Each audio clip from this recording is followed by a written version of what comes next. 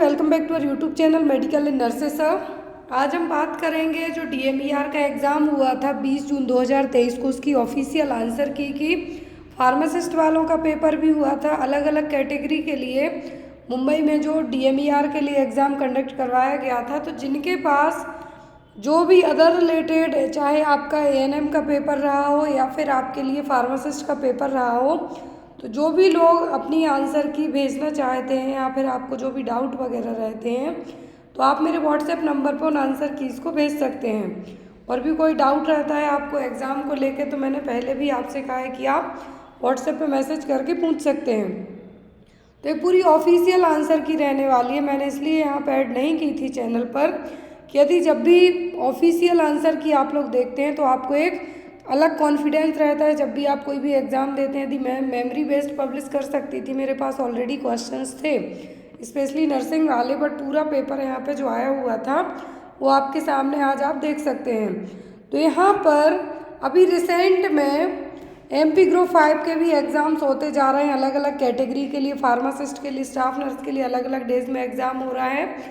MP ESB के through ANM के लिए भी हो रहा है।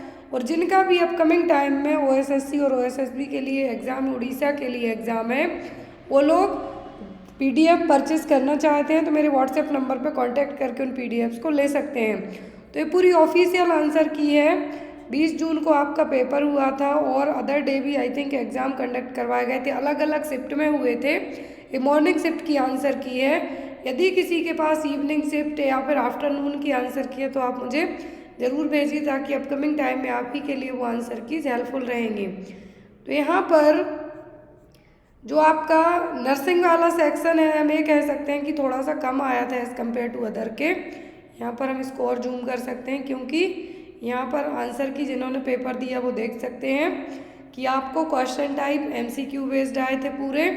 आपके क्वेश्चन ID है, एक ऑप्शन जो 4 रहे थे उनकी ID, और आंसर का स्टेटस है कि 3rd नंबर का यहाँ पे करेक्ट है। तो सिलेबस मैंने आपको पहले ही बताया हुआ था, तो मराठी मुझे उतना नहीं आती है, बट मैं पूरी कोशिश करूँगी। लेकिन हम सबसे पहले जो नर्सिंग वाला कंटेंट आया था वो पढ़ेंगे, जो आपका टेक्निकल सब्जेक्ट आया था वो देखेंगे। देन आफ्टर आपका जो GK GS रीजनिंग सब कुछ आया है वो भी देखेंगे।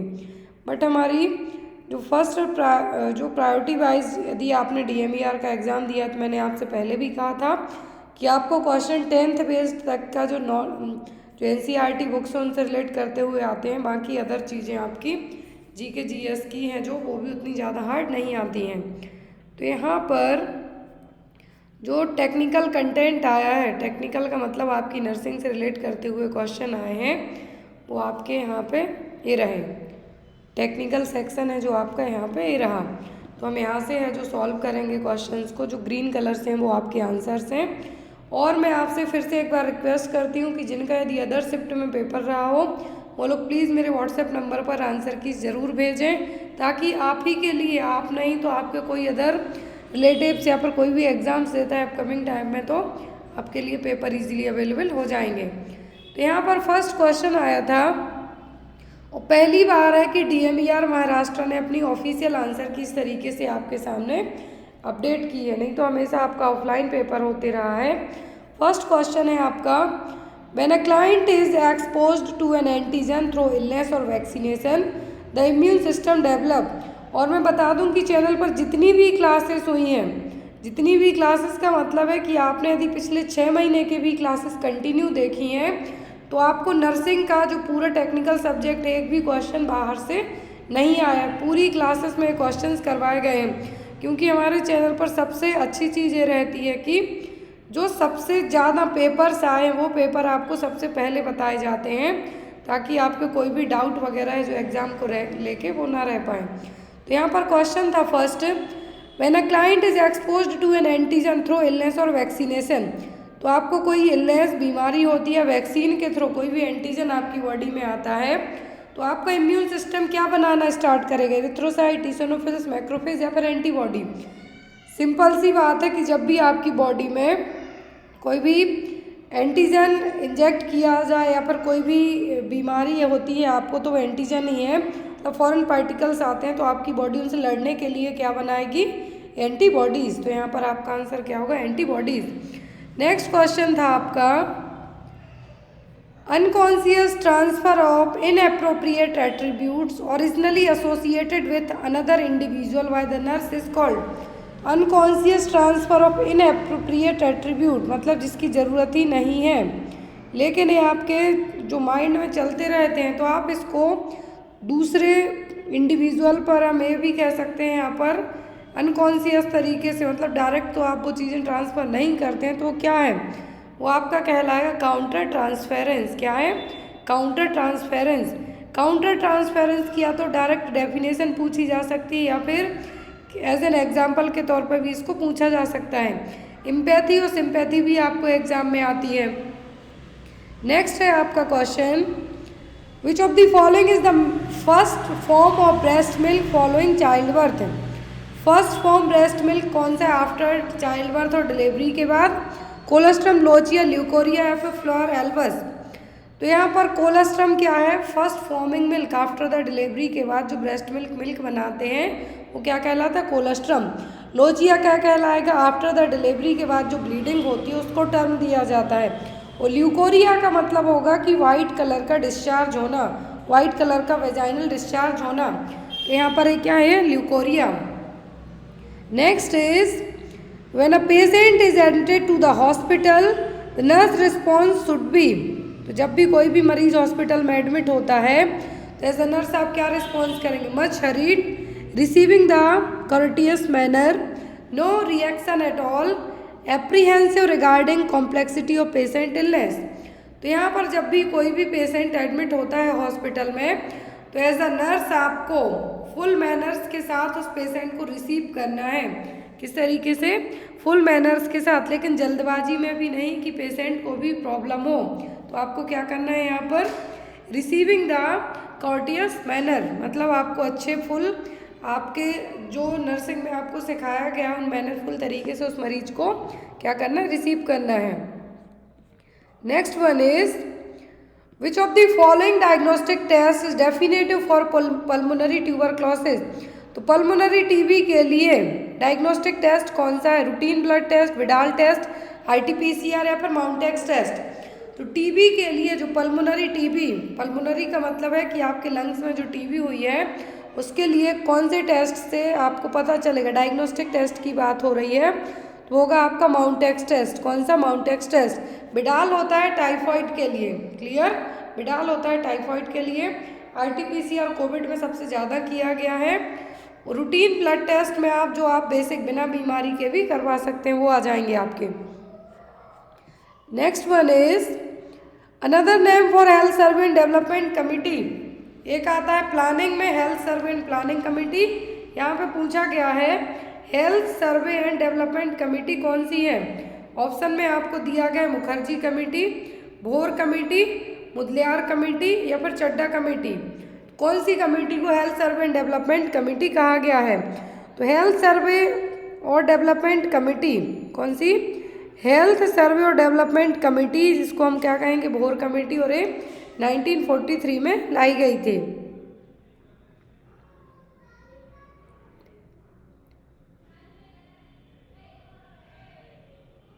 Next one is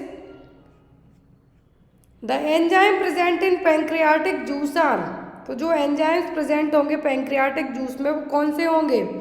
maltase, amylase, trypsinogen, pepsin, peptidase, pepsin, amylase, rennin, amylase, trypsinogen, peptidase और रेनिन। तो कौन से एंजाइम्स हैं जो पैंक्रियाटिक जूस में, यहाँ पर जो पैंक्रियाज है एक ऐसी ग्लैंड है एंजाइम्स भी रिलीज करती है, हार्मोन्स को भी रिलीज करती है। तो जो पैंक्रियाज के जो एंजाइम्स हैं, क्या है? पैंक्रियाज के जो एंजाइम्स हैं ये कौन कौन से हैं? तो वो है आपके ट्रिप्सिनोजन, लाइपेज, एमाइलेज, प्रोकार्बोऑक्सीपेप्टाइडेज। कौन कौन से पैंक्रियाटिक एंजाइम्स कौन से? Trypsinogen, lipase, amylase, procarboxypeptidase. तो यहाँ पर ये जो एंजाइम्स हैं क्या हैं? जितने भी यहाँ पर एंजाइम्स हैं इनके काम भी क्या है? अलग अलग तरीके से काम करेंगे। जो लाइपेज है फैट डाइजेशन में आपकी हेल्प करेगा, क्लियर? जो ट्रिप्सिनोजन है यहाँ पर आपका ट्रिप्सिनोजन प्रोटीन डाइजेशन में हेल्प करेगा और जो अमाइलेज है स्टार्च डाइजेशन में आपकी हेल्प करेगा। और यहाँ पर जो प्रो कार्बोक्सी पेप्टाइडेज ये भी प्रोटीन में आपकी हेल्प करेगा। तो ये तीनों एंजाइम्स हैं, कौन रिलीज करेगा? Pancreatic juice. Next is a newborn is placed under warmer for maintaining temperature, which action is nursing priority. तो यदि न्यूबॉर्न बेबी को टेम्परेचर मेंटेन करने के लिए वार्मर में रख दिया जाता है तो यहाँ पर एज अ नर्स आपकी फर्स्ट प्रायोरिटी क्या होगी? ऑप्शन में है आपको warm all medication and liquid before giving, protect the I of the neonate from the heat lamp, avoid touching the neonate with cold hand, monitor urinary output of the neonate. तो जब भी बच्चे को warmer में रखा जाता है तो उसकी आँखों को कवर किया जाता है हीट लैम्प से, ताकि बच्चे की आँखों को हार्म ना पहुँचे। यदि फोटोथेरेपी की बात करें तो उसमें आइज़ के साथ साथ जेनाइटल एरिया कवर किया जाता है, लेकिन वार्मर की बात कर रहे हैं बच्चे को, तो यहाँ पे क्या करना है आपको? आइज़ को बच्चे की आपको कवर करके रखना है। Next is the most preferred intramuscular injection site for children and infants. तो मोस्ट प्रिफर्ड IM इंजेक्शन के लिए साइट कौन सी है बच्चों में और इन्फेंट्स में? वेंट्रोग्लूटियल, डेल्टॉइड, वास्टस लैटरलिस या फिर डॉर्सोग्लूटियल साइट। तो ये क्वेश्चन तो हमने जितनी भी क्लासेस रही, यदि IM इंजेक्शन की बात बच्चों में हुई तो ये मसल्स आपको ज़रूर पढ़ाई है कि बच्चों में इंजेक्शन कहाँ दिया जाता है। तो यहाँ पर क्या होगी? Vastus लैटरलिस muscles. Next is which of the following statement is true regarding menstruation. Periods आते हैं, जब मेंस्ट्रुएशन आते हैं, मेंसेस आते हैं, तो सही पॉइंट्स क्या है? Menstruation starts immediately after the ovulation. Absence of menstruation always indicated pregnancy. During menstruation, estrogen and progesterone hormone are high. Endometrium is shed out during the menstruation. पहली चीज़ जो यहाँ पर कहा है कि menstruation तुरंत ओव्यूलेशन के बाद होते हैं, तो ऐसा नहीं है। 14वें दिन ओव्यूलेशन होगा, फिर आफ्टर menstruation मेंसेस आएंगे आपके। फिर absence of menstruation always, यदि प्रेगनेंसी में पीरियड्स स्टॉप होते हैं तो ऐसा नहीं कि आप पीरियड्स आना बंद हुए मतलब आप प्रेग्नेंट हैं, या आपके किसी हार्मोनल इम्बैलेंस के कारण भी हो सकते हैं। During menstruation oestrogen progesterone hormones are high, तो ये भी नहीं है, यहाँ पर लो रहते हैं जनरली। एंडोमेट्रियम में शेडिंग देखने को ज़रूर मिलती है, एंडोमेट्रियम में शेडिंग देखने को ज़रूर मिलती है मेंस्ट्रुएशन के टाइम पर। तो यहाँ पर आपका आंसर क्या होगा? Option number D. जैसे जब बच्चा ब्रेस्ट फीड करता है तो जो ब्रेस्ट के यहाँ पर शेडिंग होती है, उसी तरीके से मेंस्ट्रुएशन में जो एंडोमेट्रियम है आपकी, उसमें भी शेडिंग होगी। तो यहाँ पर आपका आंसर क्या होगा? Endometrium is shed out during the menstruation. Next is the main aim of primary prevention in community mental health. Primary prevention में कम्युनिटी मेंटल हेल्थ की बात की जा रही है, कौन सा है? Helping to reduce the discomfort and disability associated with illness, helping mentally ill patient to regain pre-morbid level of functioning through treatment, enable the patient to achieve maximum range of interest and activity, strengthening individual family and group coping abilities। तो यहाँ पर primary prevention की बात की जा रही है। Primary की मतलब कि हुई ही नहीं है बीमारी, उसके पहले की, और कम्युनिटी मतलब बड़े लेवल पे आपको बात करनी है। तो यहाँ पर आपका जो मेन एम रहेगा वो होगी फैमिली पर्सन, कि यदि आपको इनकेस ऐसा कुछ भी चीज़ होती है, इनकेस होती हुई नहीं होती है, तो आप उससे कोप करने की क्षमता रखें, मजबूती बनाए रखें। मतलब कि मान लीजिए किसी के घर में कुछ भी मेंटल इलनेस वाला मरीज है, डिप्रेशन वाला है या फिर मैनिया वाला है, तो उस पर्सन के साथ साथ उसकी फैमिली भी सफ़र करेगी। लेकिन यहाँ पर प्राइमरी प्रिवेंशन की बात हो रही है कि हुई ही नहीं है बीमारी, लेकिन आपको अपनी मेंटल क्षमता क्या करना है? मजबूत करके रखनी है। Next one is physiological anaemia in pregnancy is due to. Pregnancy में फिजियोलॉजिकल एनीमिया क्यों होगा? Reduced iron absorption, decreased RBC production, haemodilution due to increased plasma या फिर डिक्रीज डाइटरी इनटेक। तो जो फिजियोलॉजिकल एनीमिया होता मतलब प्रेगनेंसी में बस हुआ है, आफ्टर डिलीवरी के बाद ठीक होने के चांसेस रहेंगे। तो ये क्यों होगा? क्योंकि प्लाज्मा का जो वैल्यू है वो बढ़ रही है, और क्यों बढ़ रही? हीमोडाइल्यूशन के कारण। तो इसीलिए फिजियोलॉजिकल एनीमिया देखने को मिलेगा प्रेगनेंसी में। Next is as a nurse in an inpatient psychiatric unit which patient among the following requires your immediate attention. Psychiatric unit में ड्यूटी लगी है, एज अ नर्स आपकी ज़रूरत किस पर्सन को बहुत फास्ट तरीके से पड़ेगी। A patient who is expressing homicidal ideation towards a neighbour who lives next to his home. A patient who has been sleeping for only 2 hours in the night, a patient who is refusing to attend group meetings, या फिर a patient with rapid and irrelevant speech। तो जो person 2 घंटे सो रहा है उसमें आपकी तुरंत ज़रूरत नहीं है। जो लोग किसी भी ग्रुप मीटिंग में जाने से मना कर रहे हैं उसमें भी आपकी इमीडिएट अटेंशन की ज़रूरत तो नहीं है। फिर यहाँ पर कुछ लोग बहुत फास्ट तरीके से क्या है, कुछ लोग बहुत फास्ट तरीके से बोल रहे हैं, तो उसमें भी आपको तुरंत इतना हड़बड़ाने की ज़रूरत नहीं है। लेकिन तुरंत ज़रूरत कब पड़ेगी, जब पर्सन होमिसाइडल वाला, होमिसाइडल आइडिएशन, होमिसाइडल जैसे सुसाइड रहता है उसी तरीके से होमिसाइडल है, जिसमें आपको ऐसे ऐसे थॉट्स आएंगे कि आप अपने सामने वाले की जाके क्या कर सकते हैं, मर्डर भी कर सकते हैं। तो इस तरीके के पर्सन में आपको क्या करना है, तुरंत एक्शन लेना है। तो यहाँ पर आपका आंसर क्या होगा, patient who is expressing homicidal ideation towards a neighbour, मतलब वो अपने पड़ोसी के पास जाकर उसको मारने का काम भी कर सकता है। तो इस तरीके के पर्सन को आपको तुरंत है जो एक्शन लेना होगा। Next is which area does not have lymph node.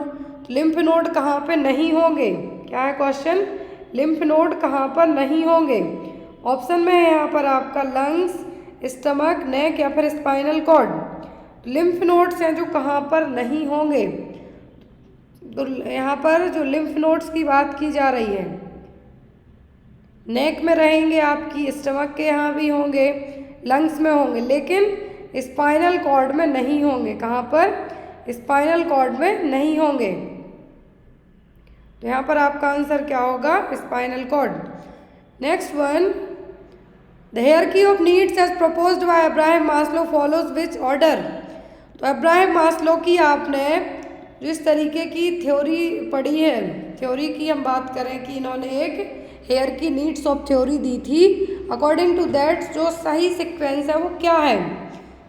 यहाँ पर ऑर्डर पूछा है, ऑर्डर क्या है इसका, जो ऑप्शन में दिया है कि self actualization, esteem needs, physiological safety, love needs, safety needs, physiological needs, esteem needs, love needs and self actualization need. लेकिन यहाँ पर जो सीक्वेंस की बात की जा रही है, सही ऑर्डर की बात की जा रही है। तो ये जो ट्रायंगल है, ये जो ट्रायंगल है, इसमें नीचे से ऊपर की तरफ कौन सी ज़रूरतें बढ़ती जाएंगी। इस ट्रायंगल में नीचे से ऊपर की तरफ जो चीज़ें बढ़ेंगी वो होगी सबसे पहली फिजियोलॉजिकल नीड, दूसरी होगी सेफ्टी, तीसरी लव नीड्स, चौथी सेल्फ स्टीम नीड्स और पांचवी होगी सेल्फ एक्चुअलाइजेशन। तो यहाँ पर ऑर्डर पूछा है जो कि आपका नीचे से ऊपर की तरफ जाएगा। कैसा, आपका जो ऑर्डर आपको बताना है इसमें कैसा बताना है, यहाँ जो ट्रायंगल है इसमें नीचे से ऊपर की तरफ। तो ये क्या है, physiological needs, safety need, love needs, esteem needs and self actualization. Next one, In which of the following age group does a child views illness as a punishment for his wrongs। किस as के बच्चों को लगता है कि उसके लिए यदि कुछ बुखार वगैरह भी आ गया तो बच्चे को लगेगा मैंने कुछ गलत काम किया है इसलिए पनिशमेंट मिल रही है। 12 to 18 years age group, 3 to 5 years, below 3 years of age group या फिर 6 to 12 ईयर एज ग्रुप। और इस तरीके के बच्चों में स्पेशली ये चीज़ सब बच्चों ही में देखने को मिलती है, 99% में उनको लगेगा कि उनने चॉकलेट खा ली या फिर कुछ भी एक तरीके से कुछ भी उधम किया या फिर कुछ भी गलत काम किया तो उसके लिए उनको पनिश किया गया तो फीवर आ गया है। बट ऐसा एक्चुअल में होता नहीं है, लेकिन बच्चों को लगेगा। तो एज होती है 3 से 5 साल की। Next is which brain structure is most responsible for our balance, posture and muscle tone. Body balance को कंट्रोल करने का काम कौन सा पार्ट करेगा, medulla oblongata, cerebellum, reticular system या फिर पोन्स। तो ये काम करेगा आपका क्या, cerebellum. Next one is in which of the following service are patient able to log, store and monitor their health record on their personal mobile device. तो ये किस तरीके की सर्विस है जिसमें पेशेंट लॉग इन करके अपनी हेल्थ के बारे में मॉनिटर करके सब चीज़ें देख सकता है। टेली कम्युनिकेशन, ई हेल्थ, ई फार्मेसी या फिर एम हेल्थ? तो ये क्या है? एम हेल्थ, जिसको आप मोबाइल हेल्थ भी कह सकते हैं। क्या है? मोबाइल हेल्थ, जिसमें आपके पास जो घड़ी होती हैं नाउअडेज, जो वॉचेस आती हैं, तो यहाँ पर उसमें भी आप चेक कर सकते हैं। तो ये जो मोबाइल डिवाइस की बात की जा रही, पर्सनल मोबाइल डिवाइस की, ये कहलाती है मोबाइल हेल्थ। क्या कहेंगे हम? एम हेल्थ और मोबाइल हेल्थ, जिसमें आपकी, यदि आप यहाँ पर अपनी सब चीज़ें एक बार सेट कर देते हैं, फिर आप अपनी चीज़ें चेक कर सकते हैं। तो यहाँ पर क्या होगा? M health. Next one is a nurse screens individuals in a blaze or certain diseases, refers symptomatic individuals for immediate treatment to prevent complication and shorten the period of disability. The above activities fall under which level of prevention? Question ध्यान से देखिए। Question में कहा गया है कि एक nurse यदि कहीं पर भी किसी भी गांव में ड्यूटी करती है, स्क्रीनिंग करती है मरीजों की, तो उसमें कुछ उसको सिम्टोमेटिक मरीज मिलते हैं, वो उनको कॉम्प्लिकेशन से बचाने के लिए, डिसेबिलिटी से बचाने के लिए ट्रीटमेंट करती है, इमीडिएट ट्रीटमेंट करती है। तो क्या है? सेकेंडरी प्रिवेंशन है, प्राइमरी है, क्वार्टरनरी है कि टर्सरी? पहली चीज़, मरीज में सिम्टम दिख रहे हैं, सिम्टोमेटिक है, मतलब ये प्राइमरी तो नहीं है। क्या होगा? सेकेंडरी। अब कॉम्प्लिकेशन से बचाने की बात की जा रही, तो ये होगा सेकेंडरी। कॉम्प्लिकेशन हो जाते, सेकेंडरी के बाद कॉम्प्लिकेशन हो जाते मरीज में, वो टर्सरी में जाता है, लेकिन प्रिवेंट करने की बात की जा रही है, तो क्या होगा? Secondary prevention. Next is usual range of lithium dose in the treatment of mania. Mania के मरीज में जो ड्रग ऑफ चॉइस होती है वो लिथियम वालप्रोएट होती है। लिथियम का कितना डोज है जो मैनिया में यूज़ किया जाता है ट्रीट करने के लिए? इससे ज़्यादा देंगे तो मरीज में टॉक्सिसिटी डेवलप होगी। तो होगा 900 to 1200 mg पर डे। कितना? 900 से 1200 mg पर डे तक, इससे ज़्यादा आपको नहीं देना है। Next one, how many chromosome does a zygote contain? तो क्रोमोसोम कितने होंगे एक जाइगोट में? तो ये नॉर्मल सी बात है, आपके कितने होते हैं? 46। इससे ज़्यादा हुए तो प्रॉब्लम, क्रोमोसोमल एबनॉर्मलिटीज़ कम हुए तो। जाइगोट में जो क्रोमोसोम होते हैं, पेयर में पूछें तो 23, डायरेक्ट नंबर में पूछें तो 46। Next is which of the following is an internal variable affecting health status? Internal variable की बात की जा रही है जो आपकी हेल्थ को अफेक्ट करेगा। सोशियो इकोनॉमिक स्टेटस आप चेंज कर सकते हैं, कल्चर्स फैक्टर्स हैं, सोशल सपोर्ट सिस्टम है, लेकिन जेनेटिक फैक्टर, जेनेटिक आपके इंटरनल में आएंगे, इनको तो आप कुछ भी नहीं कर सकते, जिसके जीन्स में जो है वो रहेगा ही। तो यहाँ पर वो क्या होंगे? Genetic factors. Next is the only when in the body that transport oxygen rich blood in the. तो ऑक्सीजन रिच ब्लड और वेन की बात की जा रही है, ओनली वेन, एक ही वेन है बॉडी में जो ऑक्सीजन रिच ब्लड को ट्रांसपोर्ट करती है। एक होगी पल्मोनरी वेन, प्रेगनेंसी में बात करें तो अम्बलाइकल वेन, लेकिन यहाँ पर ओनली ह्यूमन बॉडी की बात की जा रही है, तो होगी पल्मोनरी वेन। बाकी सभी डीऑक्सीजनेटेड ब्लड को कैरी करेंगी, लेकिन ऑक्सीजन रिच ब्लड कौन कैरी करेगा? Pulmonary vein. Next one is what is the commonest cause of postpartum haemorrhage? PPH का मोस्ट कॉमन कॉज होता है atonicity of the uterus. Atonicity of uterus का मतलब है कि यूट्रस वापस से अपनी मसल टोन में नहीं आ पा रही, जिससे कॉन्ट्रैक्शन आए और जो ब्लीडिंग हो रही है उसको स्टॉप किया जा सके। और पीपीएच का मतलब होगा कि डिलीवरी के बाद से लेके यदि 500 ml से ज़्यादा ब्लड लॉस हो जाए, वो 500 ml से ज़्यादा ब्लड लॉस होता है, मतलब क्या है? Postpartum haemorrhage. और इसका मेन रीज़न क्या है? Atonicity of the uterus. Next is sleep walking is known as, मतलब नींद में चलने की बीमारी बहुत सारे लोगों को होती है। नींद में चलने की बीमारी को आप क्या कहेंगे? सीजर्स, तो ये तो नहीं कहलाएगा। सोमनेबुलिज्म, ब्रुक्सिज्म या फिर सोमनीलोकी। तो यहाँ पर नींद में चलने की बीमारी, स्लीप वॉकिंग, मूवीज़ में तो आपने बहुत देखा होगा, ये आपका क्या कहलाएगा? Sleep walking. स्लीप वॉकिंग का मतलब होगा सोमनेम्बुलिज्म। क्या है? सोमनेम्बुलिज्म। लेकिन स्लीप टॉकिंग, नींद में बड़बड़ाना, बात करना, कहलाएगा सोमनीलोक्यू।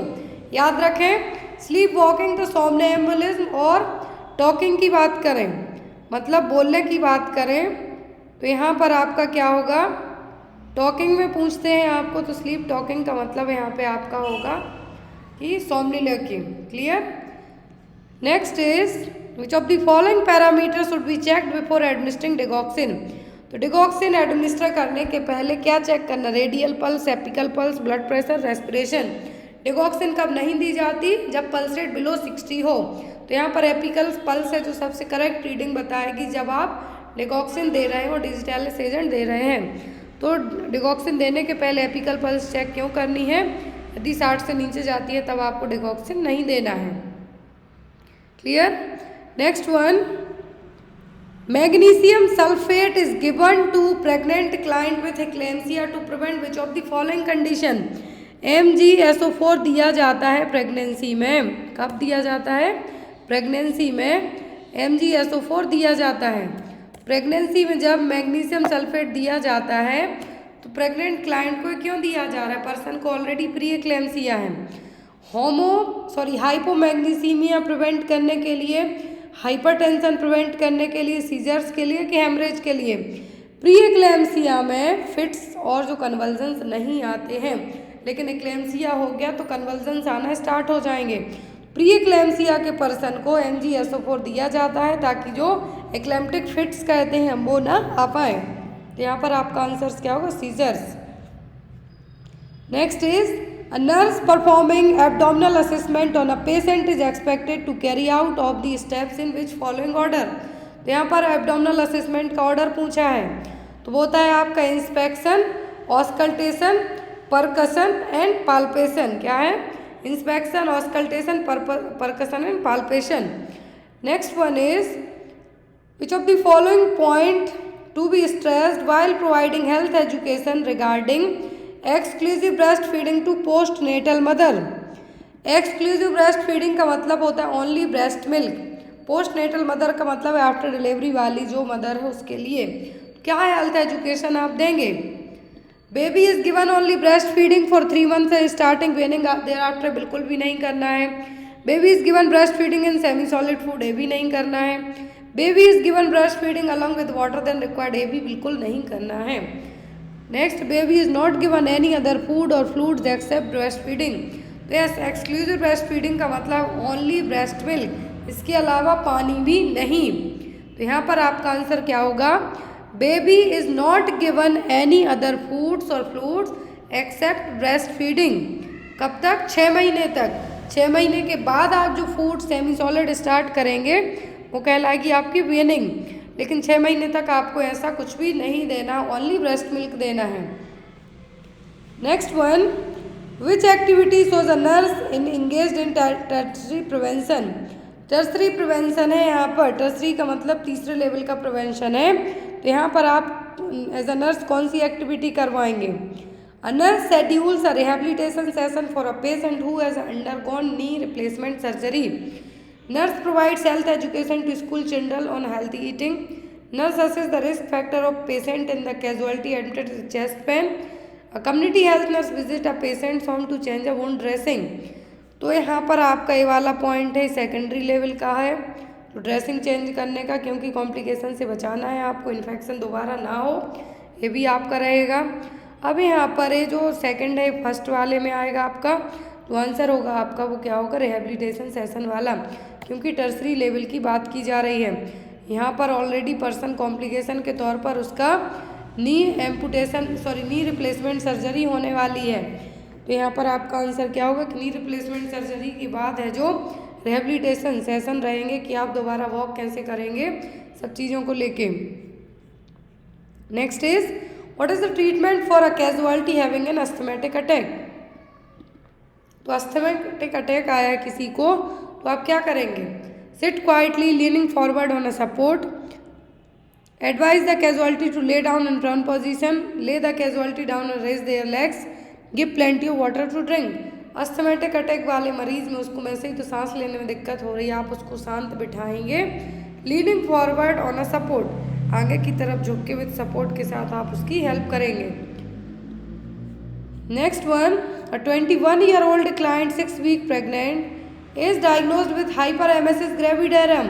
प्रेगनेंसी में 6 वीक की प्रेगनेंसी है, 21 साल की क्लाइंट है, 6 वीक की प्रेगनेंसी है, प्रेगनेंसी में वॉमिटिंग हो रही है तो उसको हम कहते हैं हाइपरेमेसिस ग्रेविडेरम।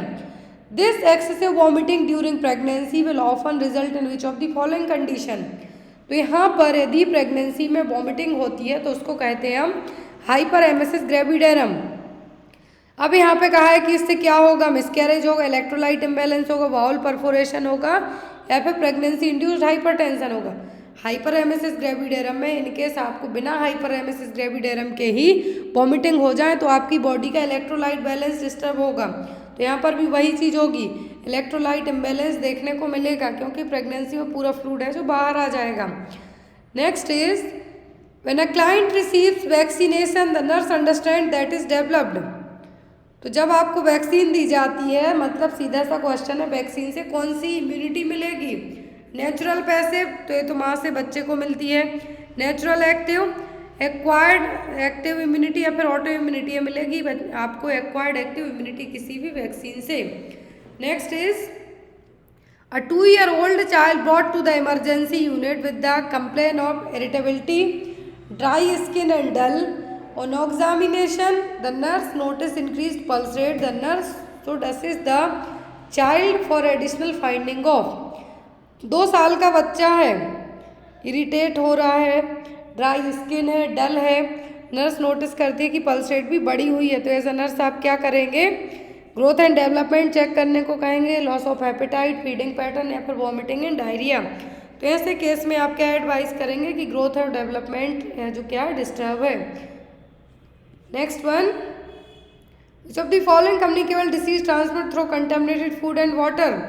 तो कंटामिनेटेड फूड और वाटर से टीबी, मीजल्स एयरबॉर्न है, मीजल्स रेबीज डॉग बाइट के कारण होगा या फिर इन्फेक्टेड एनिमल के काटने से, टाइफाइड और टीबी, टाइफाइड होगा कंटामिनेटेड फूड वाटर से लेकिन टीबी नहीं होगी, ट्यूबरक्लोसिस नहीं होगा, जो होगा कंटामिनेटेड फूड और वाटर से, गंदे पानी और गंदे खाने से होगा टाइफाइड, जिसमें साल्मोनेला टाइफी के साथ आपको टाइफाइड होगा जो गंदे पानी में रहता है मेनली।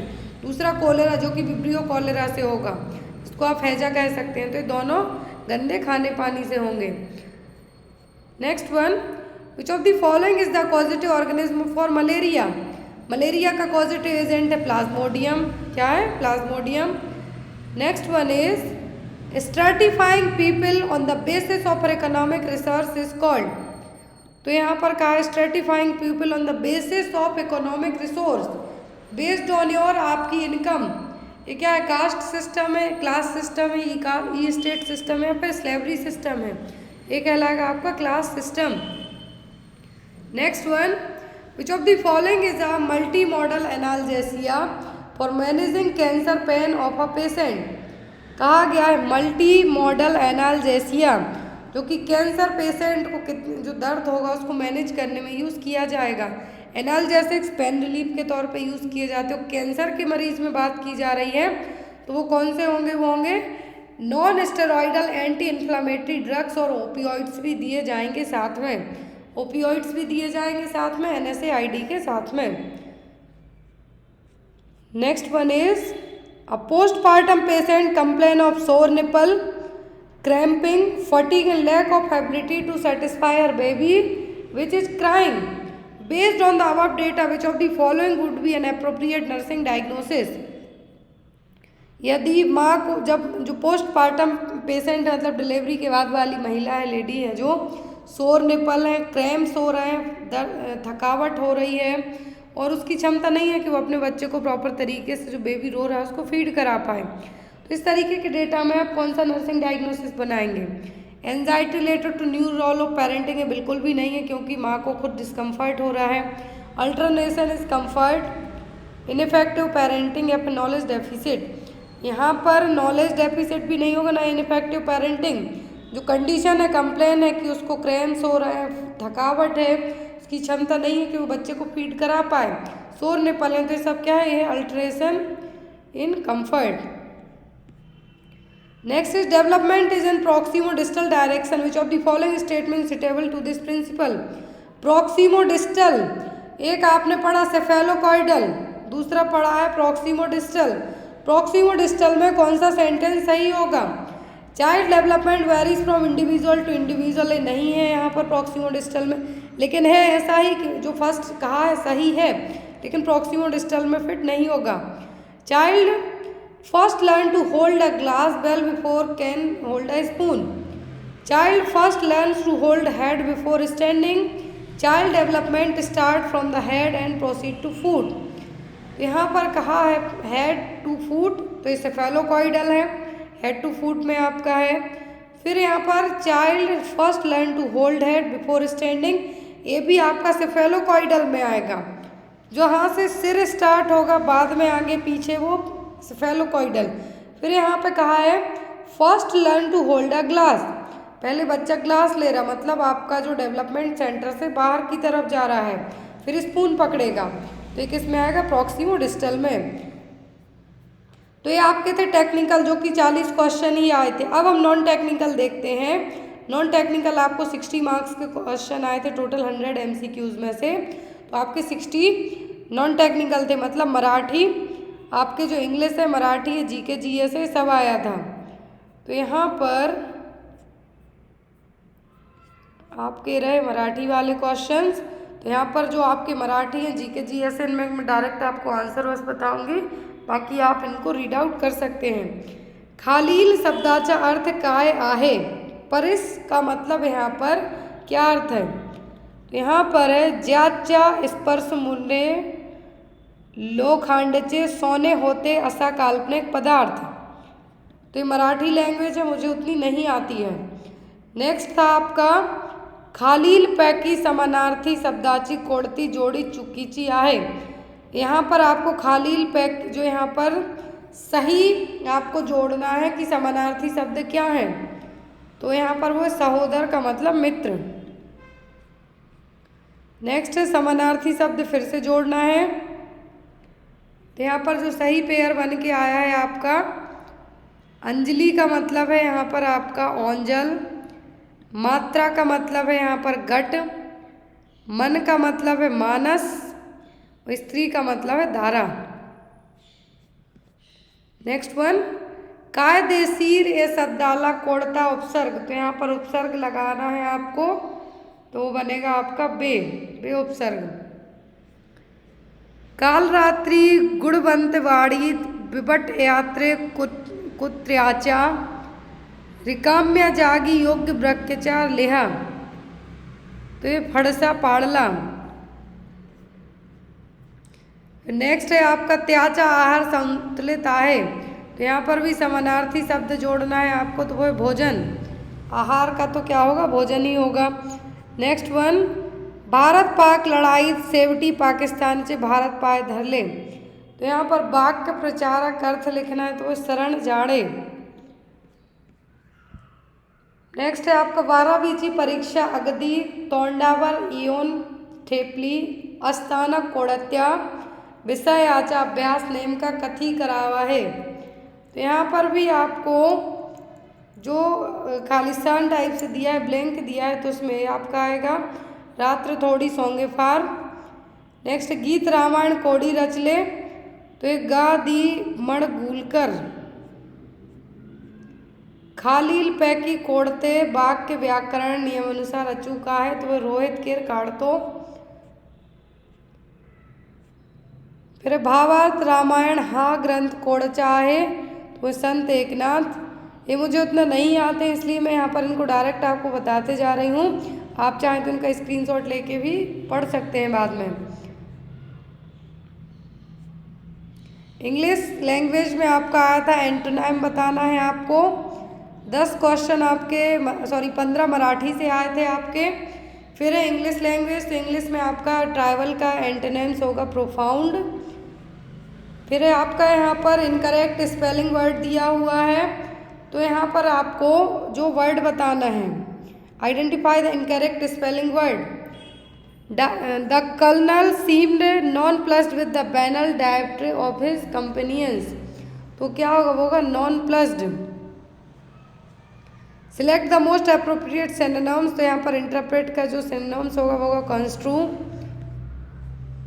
नेक्स्ट है आपका select the option that can be used as a one word substitute. तो वन वर्ड सब्सटीट्यूट में क्या है, causing great and oppressive fear, मतलब बहुत ज़्यादा किसी को डरवाना, तो वो क्या कहलाएगा, वो कहलाएगा dreadful. Next one is select the synonyms, आपको यहाँ पर बताना है जो ब्रैकेट दिया हुआ है। The scene that greeted coroner was the most one he had seen in his professional life, तो एक ग्रिसली। एक और आपको सेंटेंस दिया है यहाँ पर मीनिंगफुल और दूसरा उससे रिलेट करता हुआ है, तो सही आंसर क्या, आपका सीक्वेंस बताना है क्या होगा। तो पहले आएगा आपका it is true that this day everything you want to know is a few clicks away as long as you have interact access, first. फिर आपका है सेकंड, फिर है थर्ड, लास्ट में आपका जो ऑप्शन फर्स्ट है उसमें आएगा फोर्थ। नेक्स्ट है यहाँ पर फिर से आपको एंटोनिम सिलेक्ट करना है, तो वो आएगा आपका none of. Next one is select the option that narrate the sentence in past perfect tense. तो जो पास्ट परफेक्ट टेंस में आपको बताना है, mother had been away for a fortnight before I received her telegram, past perfect tense यहाँ पे आपको बताना है।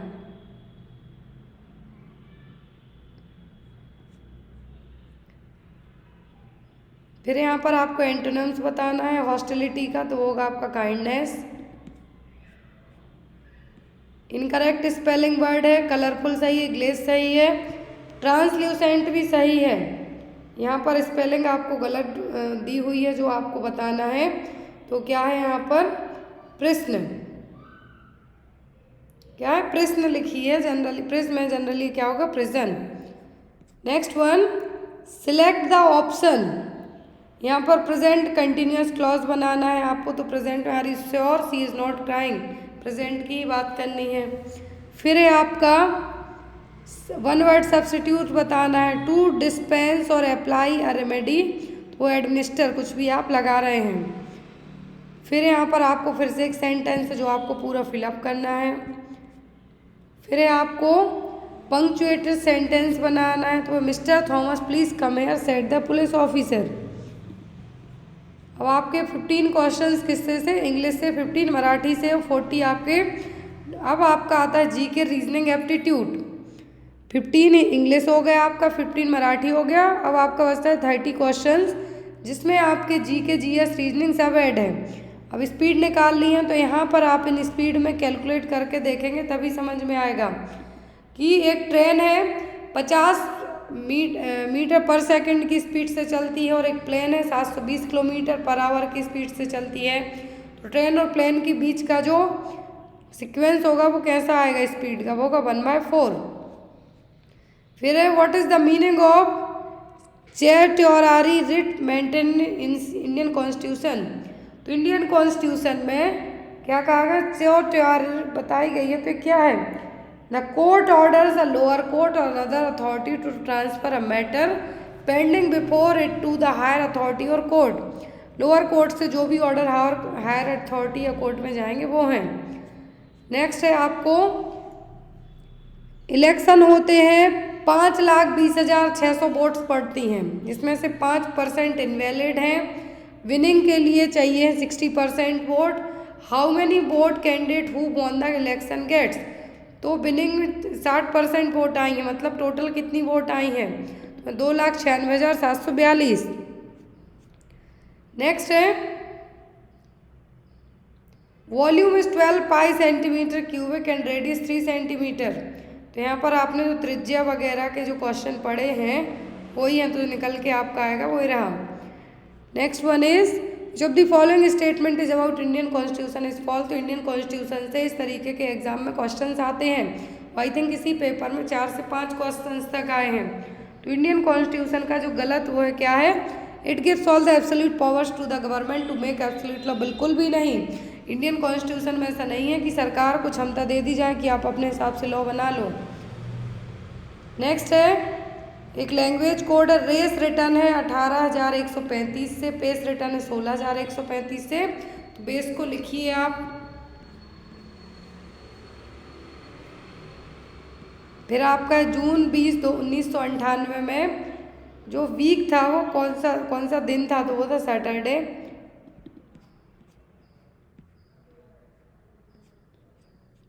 नेक्स्ट है fundamental duties were included in the constitution by which amendment act of Indian constitution. Fundamental duty किस constitution में ली गई है, तो वो है 42 में। कौन से अमेंडमेंट में, 42 में। Plant called Cuscuta is an example of, Cuscuta जो प्लांट है किस तरीके का है, वो हेट्रोट्रोप्स। कौन सा, हेट्रोट्रोप्स। नेक्स्ट आपको सिलेक्ट करना है, सेम रिलेशन यहाँ पर बताया गया है, तो निकालना है आपको। What is the median of first 6 3 digit odd number, तो यहाँ पर मीडियन निकालेंगे आप 106। फिर यहाँ पर आपको मीडियन है 79.5, मोड है 67.5। मीन डेटा निकालना है आपको, मीडियन है, मोड है, मीन निकालना है, तो वो निकलेगा आपका 81। नेक्स्ट है when was the 11th fundamental duty added to the list, तो ऐड हुई थी 2002 में। फिर directive principle of state policy, directive principle of state policy है जो किस देश की है, जो इंडियन कॉन्स्टिट्यूशन में अपनाई गई थी, तो ये थी आयरलैंड की। किसकी, आयरलैंड की। नेक्स्ट है आपका पिजन और पैरेट का ओरिजिनल नंबर निकालना है। ये यहाँ पे सीरीज कंप्लीट करनी है आपको। यहाँ पर भी आपको रैंक वाइज निकालना है कि 55 स्टूडेंट है, सिमरन की 25वीं रैंक है, तो यहाँ पर आपको लास्ट से कौन सी रैंक होगी। यहाँ पे भी आपको एक क्वेश्चन दिया हुआ, एरिया निकालना है। Right to life and personal liberty comes under which article of fundamental right provided by Indian constitution. तो भारत का जो कॉन्स्टिट्यूशन है उसके अकॉर्डिंग राइट ऑफ लाइफ है और पर्सनल लिबर्टी है, जो आपकी किस फंडामेंटल के जो आर्टिकल में आएगी, वो आएगी आर्टिकल 21 में। फिर यहाँ पर एक और आपको वैल्यू निकालनी है, यहाँ पर आपको सेलिंग प्राइस निकालना है, सीरीज पूरी करनी है। फिर है the mode of nutrition in which organism take its nutrition from dead and decaying matter is called. तो मरी हुई चीज़ों से और सड़ी गली चीज़ों से जो भी न्यूट्रिएंट्स निकालते हैं ऑर्गेनिज्म, वो कौन सा न्यूट्रिशन कहलाएगा, वो कहलाएगा सेप्रोट्रॉपिक न्यूट्रिशन। फिर Maharashtra government pass the Maharashtra public service act. Maharashtra सरकार ने महाराष्ट्र पब्लिक सर्विस एक्ट कब पास किया था, 2015 में।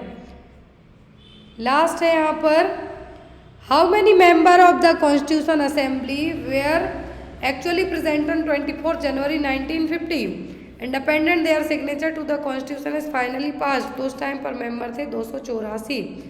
अब यहाँ पर ये था पूरा DMER महाराष्ट्र का पेपर, और यदि किसी ने दूसरी शिफ्ट में एक पेपर दिया हो तो आप मुझे पेपर भेज सकते हैं। व्हाट्सएप नंबर मेरा इसी क्लास के डिस्क्रिप्शन बॉक्स में मिल जाएगा। Thank you for watching us, bye bye.